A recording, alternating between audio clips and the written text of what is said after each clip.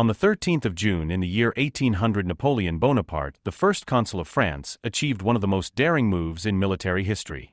He had led his army across the treacherous ice-covered Alps to arrive behind the Austrian army in northern Italy. This audacious march caught his enemies off guard. Already he had captured Milan and defeated every Austrian force sent against him. Everything seemed to be unfolding according to his plan, and fortune appeared to smile on him once more. Napoleon spread his army in a wide cordon to trap the Austrian army under General Melas. General Chabran with 3,400 men guarded the river Po. General Lepoip with 3,500 men reinforced him. General Desaix with 5,000 men was sent south to block the road to Genoa. Napoleon himself was left with 22,000 men pressing westward onto the plains of Scrivia. But he had been misled by overly optimistic reports from scouts and spies. He believed the Austrian commander was preparing to retreat. In truth, Melas had gathered 30,000 seasoned soldiers around Alessandria, a fortress city. They were well supplied, rested, and strong in cavalry and artillery. They were preparing to attack, not withdraw. Unaware of the danger, Napoleon continued his advance. On the 13th of June, in heavy rain, General Victor, with 2 divisions, led the French vanguard toward Alessandria. They drove a small Austrian rearguard from the village of Marengo back toward the Bormida River, where a fortified bridgehead waited. But the French found the crossing too heavily defended. Exhausted and drenched, they halted as night fell. Weeks before, Napoleon had predicted that the decisive battle of the campaign would take place on this very ground east of Alessandria. Yet by nightfall he convinced himself Melas would not risk an open battle. Beyond the Bormida, unseen by French eyes, 30,000 Austrians waited in silence, their campfires unlit, preparing for their morning assault. Within hours the French would be fighting for survival. At dawn on the 14th of June the French army lay scattered across 8 miles of open ground and vineyards. General Victor's divisions held Marengo and the main road. Behind him General Lannes and several cavalry regiments took position. Further back Napoleon remained with the Consular Guard and Monier's division. Across the river the Austrian army under Melas stood ready. The Austrian Chief of Staff General Anton von Zach planned a 2-pronged attack. General Ott would cross northward toward Castel Ciriolo.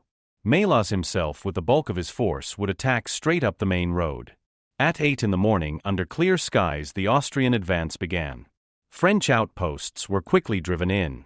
At the Pedrabona farm, Gardan's division endured a heavy bombardment before retreating to rejoin Victor's main force. They fell back to defensive positions along the Fontenone stream, a steep-sided waterway swollen by rain. Its only easy crossing lay at a wooden bridge along the main road. On the far bank Victor's men sheltered behind trees and farmhouses. When Austrian troops approached the stream they were met with a storm of French musket fire. Many fell as they attempted to cross. General Haddock led a charge across but was mortally wounded.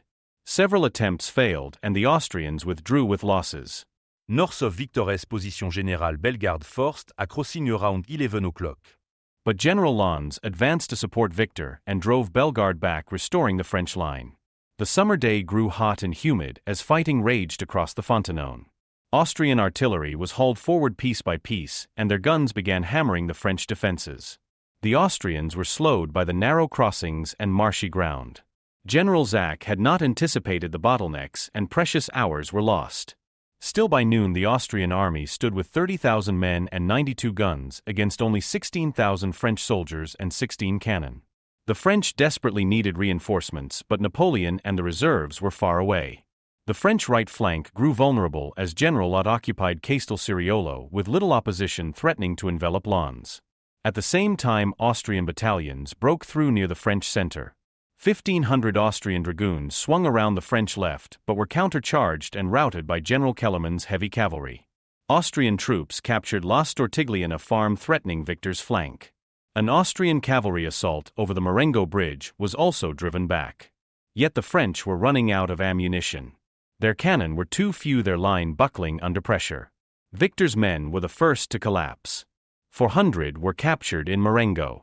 Another 300 made a desperate stand at Casabianca, holding out for hours before being overwhelmed. Victor retreated to Spinetta, covered by Kellermann's cavalry and the 96th Demi Brigade. The Austrians surged over the Fontenone, and Lannes was forced back to maintain a fragile line. The heroes of Montebello now faced destruction. At the outbreak of the Austrian attack, Napoleon had been 7 miles away at Torre Garofoli. Though he heard the thunder of cannon, he underestimated its significance and remained focused on blocking what he believed was the Austrian retreat. Only by late morning did grim reports reveal the truth. Napoléon réalise the péril. He sent a desperate order to Desaix, who was 4 miles away, trying to cut off the Austrian escape. The message read, "I had thought to attack the enemy. They have attacked me. Come in the name of God if you still can." He also sent word to Lepoip before racing to the front with Monier's division and the Consular Guard. By mid-afternoon, the French line had retreated nearly a mile. Austrian cavalry shadowed them, forcing tight formations, while Austrian artillery raked their ranks. Despite the pounding, the French still held together. Napoleon arrived and recognized the main threat came from Ott on the right. He sent Monnier to Castel Ciriolo to contain him.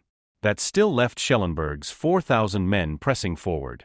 Napoleon committed his last reserve, the Consular Guard, 900 elite soldiers.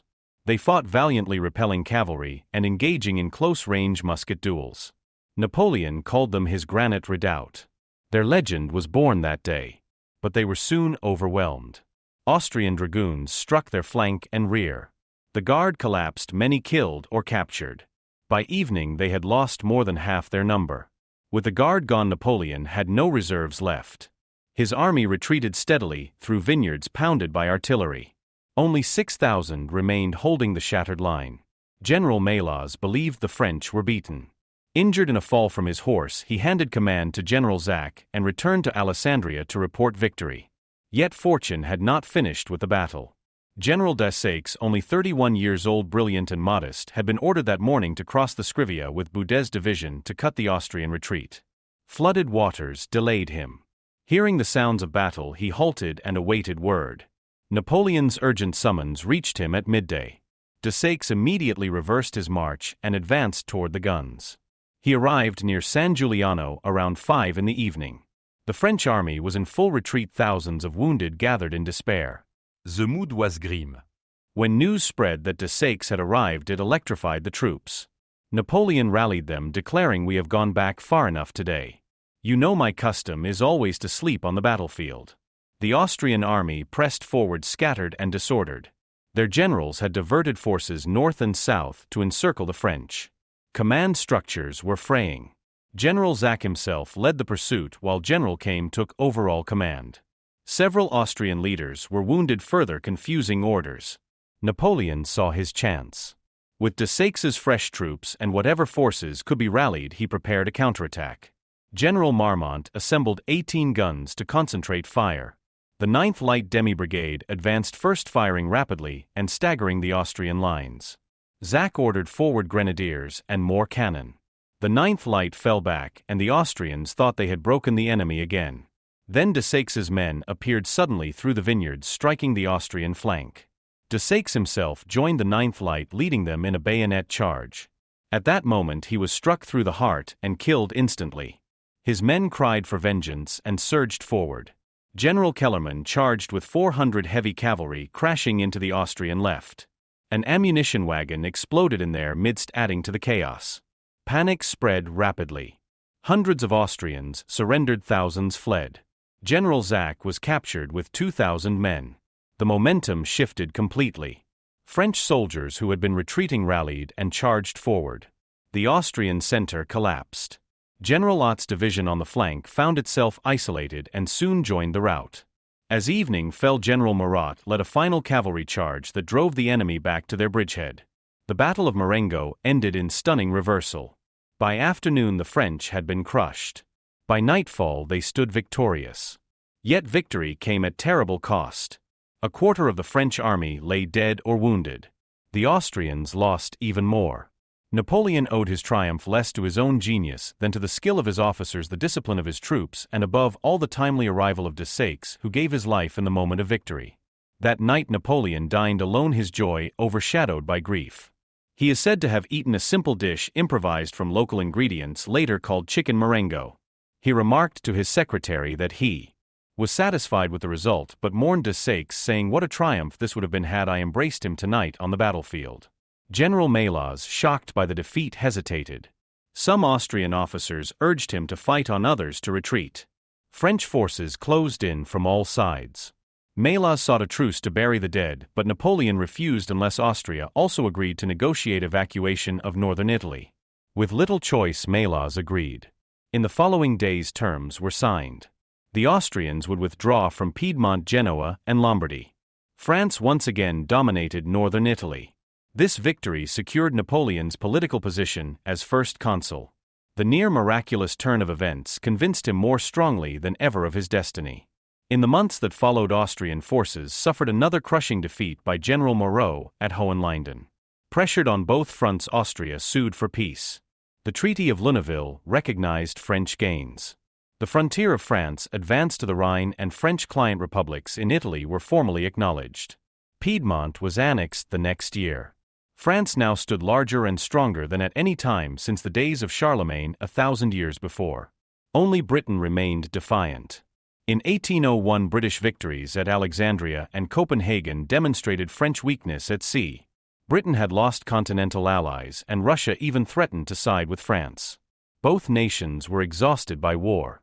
Negotiations brought peace for the first time in a decade, though no one could predict how long it would last. The Battle of Marengo remained a symbol of Napoleonic fortune.